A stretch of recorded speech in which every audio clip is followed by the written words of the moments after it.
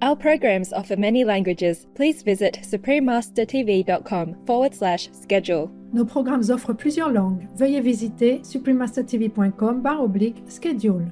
Nuestros programas ofrecen varios idiomas. Visiten suprememastertv.com/schedule. I nostri programmi sono offerti in molte lingue. Consultate suprememastertv.com/schedule.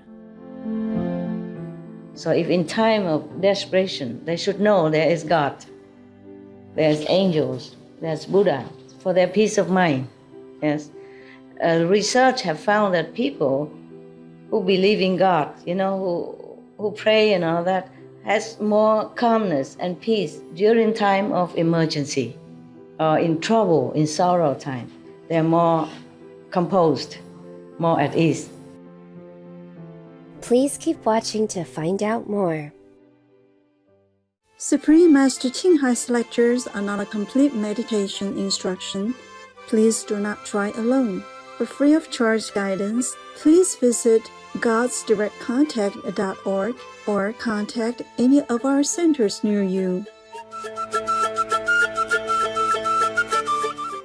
Today's episode will be presented in English with subtitles in Arabic, Aulacese, also known as Vietnamese, Chinese, Czech, English, French, German, Hindi, Hungarian, Indonesian, Japanese, Korean, Malay, Mongolian, Persian, Polish, Portuguese, Punjabi, Russian, Spanish, Telugu, and Thai.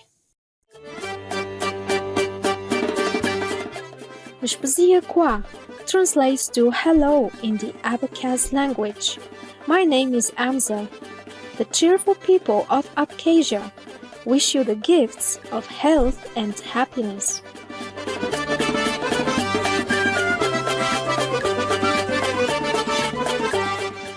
Abkhazia is situated in the northwestern corner of Georgia, with the Black Sea to the southwest and the Caucasus Mountains and Russia to the northeast. It was once known as a prime holiday destination for the Soviet elite because of its amazingly rich subtropical vegetation, mild climate from its proximity to the Black Sea and the shield of the Caucasus Mountains, and its interesting nature, where snow-covered mountains meet beaches, caves, and lakes.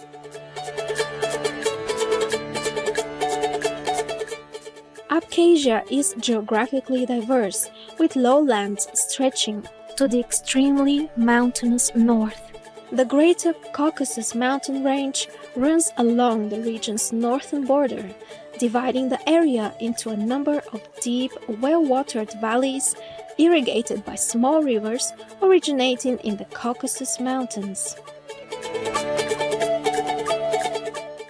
There is also the Veryovkina Cave, at 2,212 meters deep, the deepest known cave in the world.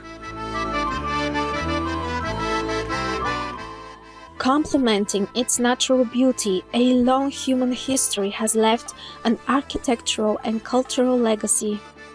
Resort towns built against a backdrop of rolling hills, lush landscapes, and the ocean, along with train stations, schools, and theaters, all from a bygone era, are reminiscent of its former glory. Very uniquely, in sharp contrast, are futuristic bus stops all over the country.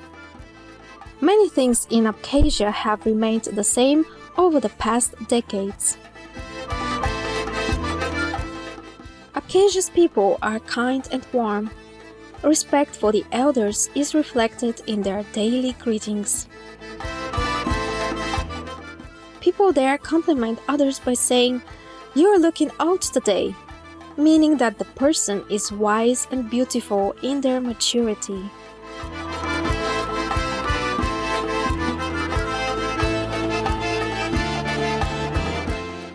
It is an honor to share a glimpse of exciting Abkhazia with you, loving viewers. We pray that your days blossom with joy and blessings.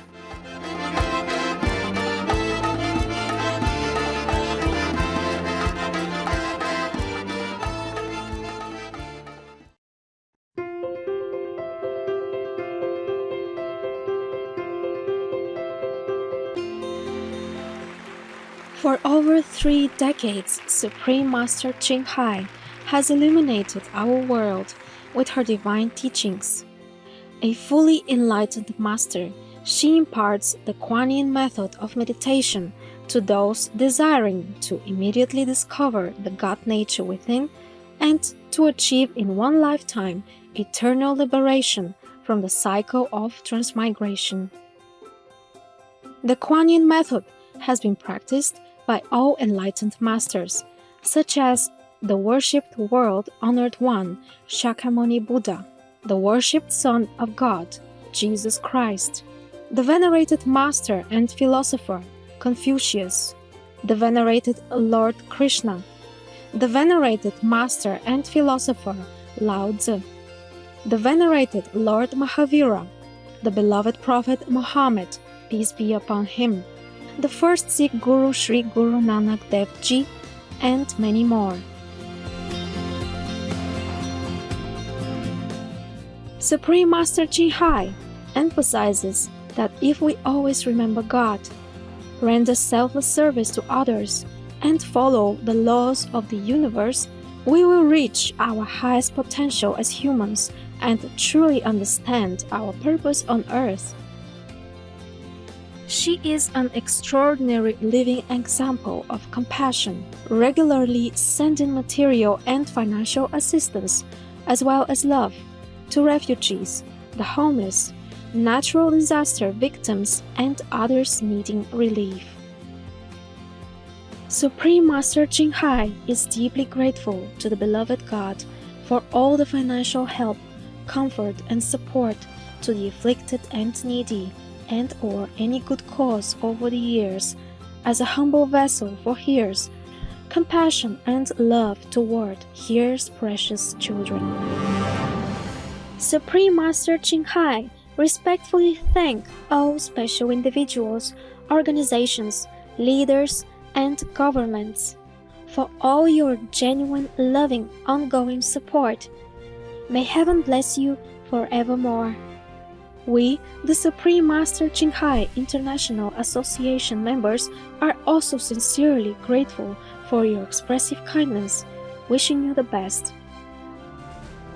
Supreme Master Ching Hai receives love and recognition from various organizations, media, governments, and individuals, as well as many awards from them, such as the 2006 Gusi Peace Prize, considered the Nobel Peace Prize of the East, the World Spiritual Leadership Award in 1994, the Mahavir Award in 2008, February 22nd and October 25th, both proclaimed as the Supreme Master Ching Hai Day, an honorary citizen of the United States, etc., and has been honored throughout the years with numerous other awards and accolades for her outstanding philanthropic and humanitarian deeds.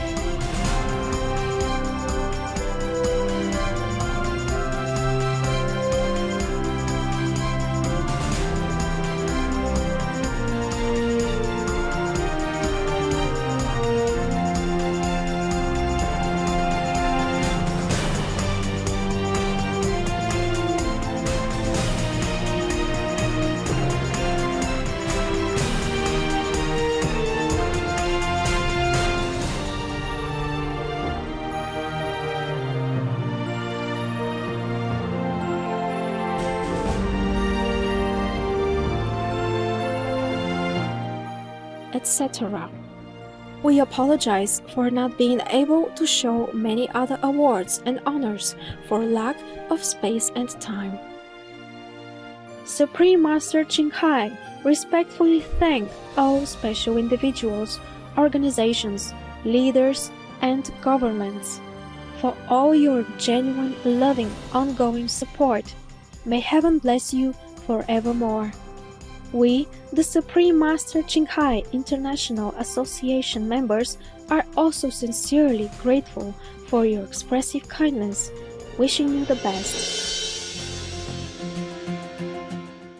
A true voice for our beautiful animal friends, Supreme Master Ching Hai promotes the peaceful and loving plant-based diet and envisions with humanity's awakening to the sacredness of all life, a tranquil and glorious all-vegan world, where animals and people live in blissful harmony.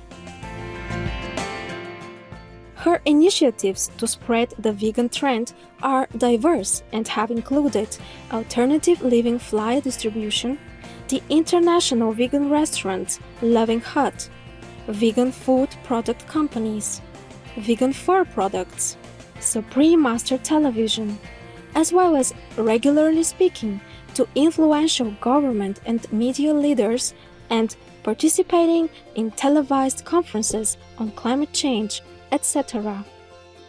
Whether we are aware of it or not, her efforts have had an enormous influence on global awareness of the animal-friendly lifestyle and how this benevolent way can bring lasting peace among nations while saving our planet from climate change and disasters. Over the years, Supreme Master Ching Hai has traveled worldwide, from the Americas to Africa, from Europe to Oceania, and held hundreds of discourses with the public and her disciples on a variety of spiritual topics. Today, we are blessed to present one of these insightful lectures entitled Earth Store Bodhisattva Sutra, Contemplating the Karmic Conditions of Beings, Part 2 of 6, on Between Master and Disciples, given in English on August 9th, 2015 in France.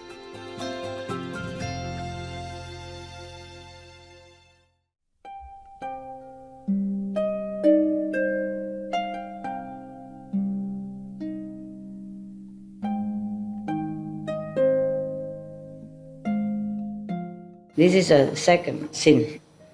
Beings who shed the Buddha's blood slander the triple jewel, Buddha Sangha teaching, and do not venerate sutras, meaning do not venerate the teaching of the Buddha, which is in written word, will fall into the uninterrupted hell, where for billions of aeons they will seek escape in vain. Same. Killing parents, harming parents, killing parents are worse, and harming Buddhas, disrespectful to the Buddha, the Sangha, and the teaching. Same stuff. Slander, slandering the Buddha or the Sangha or the teaching. Beings who usurp or damage the property of the eternal dwelling, who defile bhikkhus and bhikkhunis, mean monks and nuns of the high order, who commit sexual acts within the Sangharama, mean within the ashram, or who kill or harm beings there, will fall into the uninterrupted hell, where for billions of aeons they will seek escape in vain. Same stuff.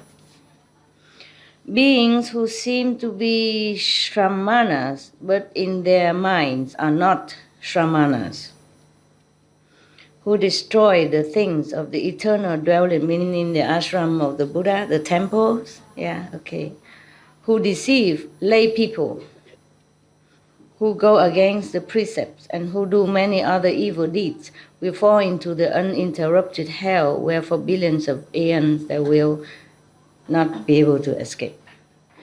Beings who steal the wealth and property of the eternal dwelling, just say ashram, of the Buddha, the ashram of the Buddhas, including its grains, its food and drink, its clothing, or take anything at all that was not given to them, from the Sangha ground, so Sangha ashram, will fall into the uninterrupted hell where for billions of aeons they will not be able to escape. Whew. Scary, huh? I didn't know that was so scary. Would you like to continue? Yes. Yeah. Yes or yes or yes? Yeah. You want or not want? I don't force it upon you. Yes or no? You really want it? Yes. Yes, Master. Okay. Don't blame me if it gets scarier. If you steal something from someone else, then you won't fall to hell like this. You understand? But it depends on what you steal also, yeah? If you steal and make people hungry and die of starvation because of no money left, then maybe you could go into this hell, but maybe you can escape or lesser hell, yeah? But if you steal things from the Buddha or taking things that's not given to you from the ashram, then it's like that. Yeah, when the Buddha was alive, people can make offering to the Sangha, yeah? Be it medicine or clothing for new monks and or to replace the old clothes for old monks, etc. If somehow anyone who steals anything from that, medicine, clothes, or anything, without asking permission, without being given, then that's a very great sin, yes? Because why? Because the Buddha and the Sangha, they're pure, they're enlightened saints, and they just don't have anything anymore. They left everything, they sacrificed everything, they deny themselves everything for the sake of all beings in the world as well as in heaven. So these beings, you must take care of them, not take things from them. So that's why. Because if you harm them, meaning you harm all beings in the world and the universe, yes? If they have no more health to take care, to continue the teaching, then of course all beings be harmed, right? The blessing be gone if they die, yeah? And of course, other Buddha will come, but who knows? Maybe the karma is so great on this planet, other Buddha will not come for many other eons of time.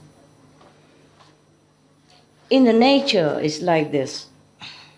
For example, a pack of wolves, even wolf, the leader of the wolf pack eats first, and eats well first, and then the rest for the whole pack.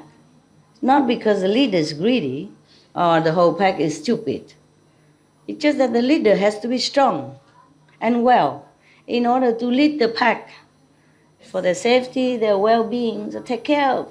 He, the leader, must always be vigilant and take care of the whole pack. Therefore, he has to be strong, well-fed, ready for action. Capisco? Yes. All right, very good. But in South Africa, I just learned yesterday from your sister, because I invited her to my hut, and I gave her something to eat. She said, normally I give her, I do things, I pack, I do something and give it to her, a sandwich or peel fruit and that. She said, Master, it's okay you do that? I said, why not? I take care of my worker. She said, I should do it for you. I said, are you my boss? She said, on the contrary, the employee should take care. No, because I asked her to check something on the internet for me about the land, so I jokingly say, I'm your boss. I have to take care of my employee, worker. So she said, it should be the opposite. I say, not here. If you're not my boss, I take care. And then I give her a chair to sit, and then, because I have to wash my hand, and the bucket under the sink is already full. I disconnect the pipe from the sink, the water will go to the waste channel, and it's connected. So if I wash my face, I wash my hand, it goes into a bucket that I put underneath. It's almost full. So I carry it into the toilet area. Later I use it to flush, okay? And she said, Master, let me take care of that. Let me do it. I said, no, you sit there. You're my guest. You sit. You don't work here. And then I done it, and then I come back and put the empty bucket so I can wash my hand. So water go in. And after we both sit and say, it's weird, Master, it's weird. I say, what is weird? She said, it's weird to see you carrying things around while I'm sitting here eating. I said, what's weird about that? It's my work, it's my life. I do this all the time. Only when I cannot, it's too heavy, then I ask the attendant to help. She said, no, in Africa, we don't do this. The elderly don't work like this. If we are around, we help. So it's really a very good education. In India also similar. Even in Philippines similar. And many people look down upon this country thinking, oh, Africa, jungle, tribal stuff, developing world. No, they are really, really educated in important matters. Not in PhD, not in, whatever you call education. In this world, education in this world is very good, but the main point always emphasize that you have to learn well, so get a good job, and then you have a good wife, a good husband, or good money, and buy a house, and buy a good car, blah, blah, blah, blah. Rarely anybody say you must learn well so that you can serve the world in more capacity.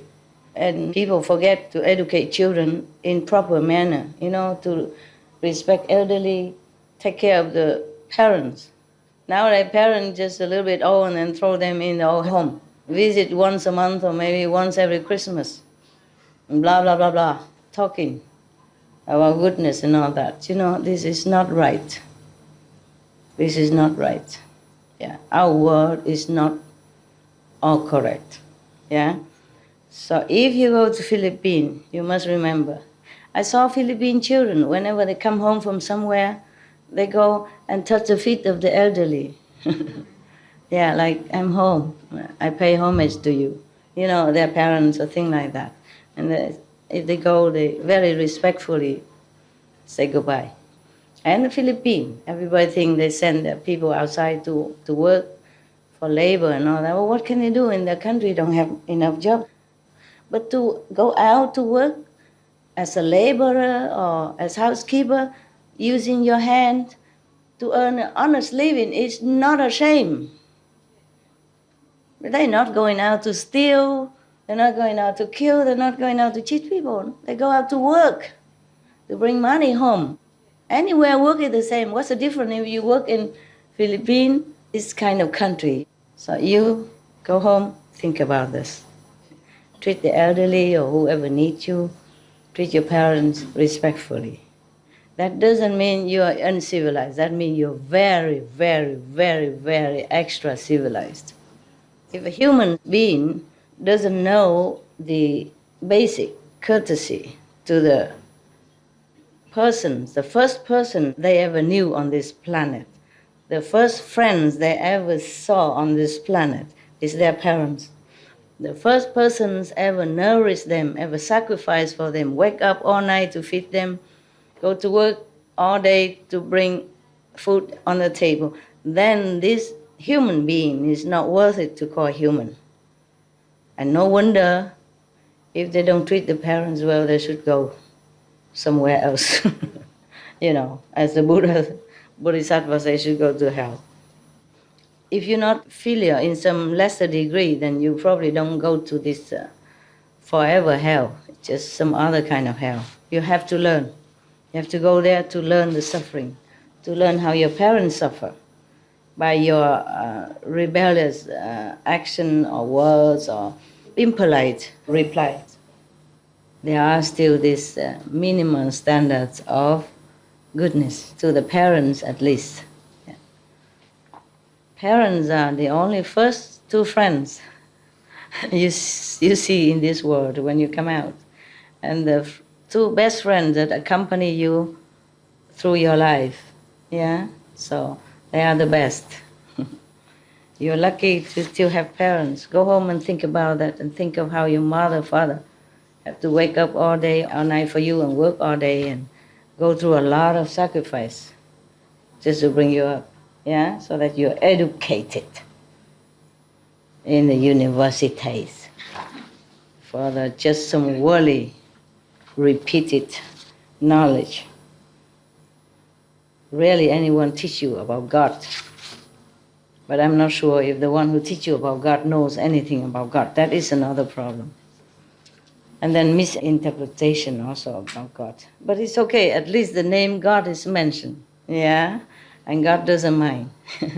As long as you remember somebody called God, and then in the time of trouble, or they pray every day before they sleep, then is also some goodness in it and some protection for them.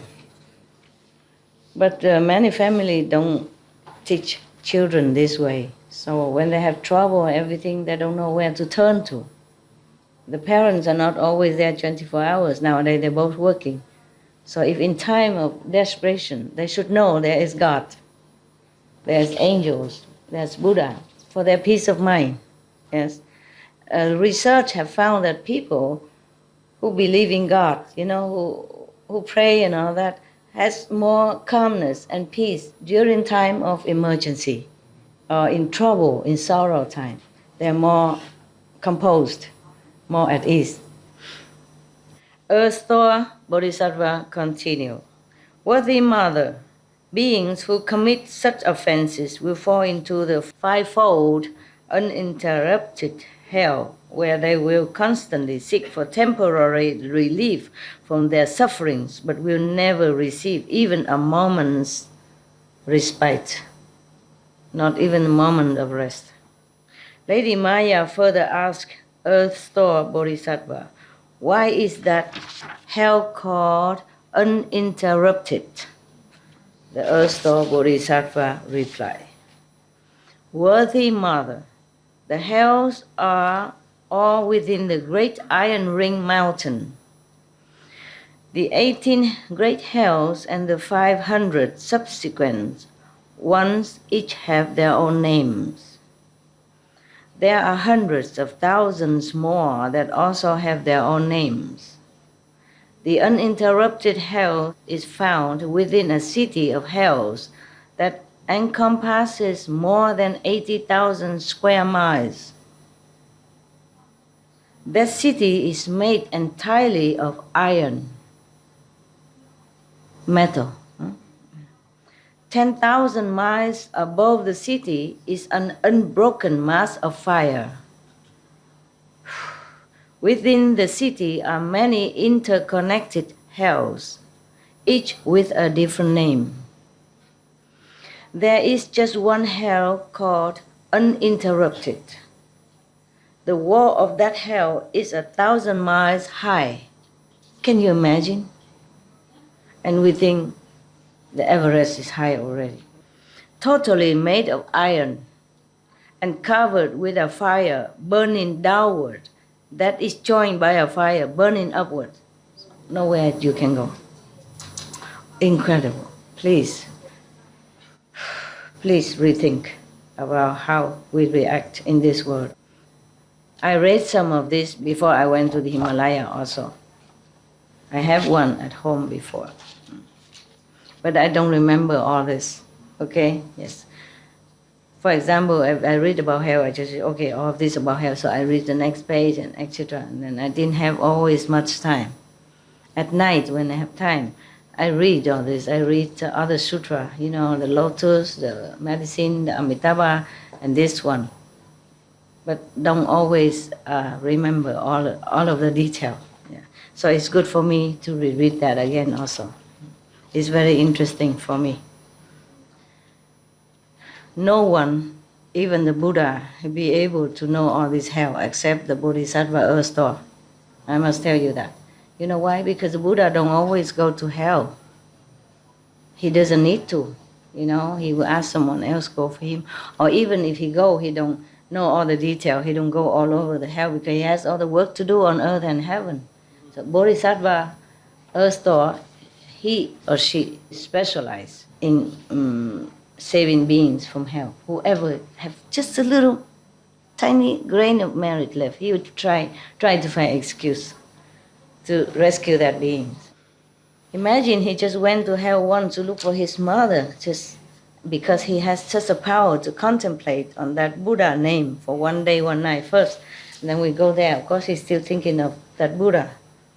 Therefore, Just that merit saved all the beings from hell that time. No matter how many beings go into whatever hell, it's never full. It's not like a prison, say, okay, we have no more space. No matter how. Just like heaven, no matter how many people go into one level of heaven, it's never filled. Jesus said, in my Father's house there are many mansions, but not just many mansions, limitless mansions. So don't worry that the Master initiates so many beings, how can they all go to heaven? You all go to heaven. Thank you, Master. Welcome. Welcome.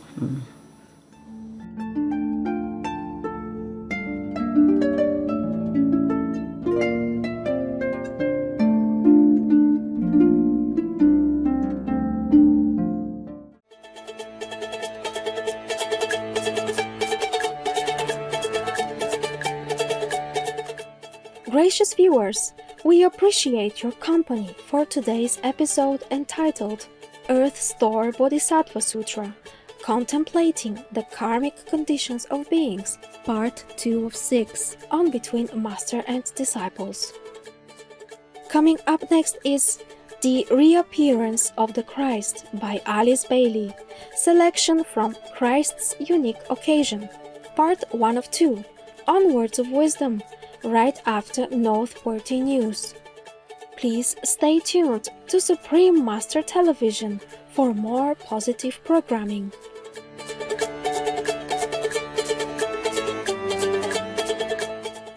May Heaven bless you and guide you to the path of spiritual truth. Our programs offer many languages. Please visit suprememastertv.com/schedule and suprememastertv.com/BMD.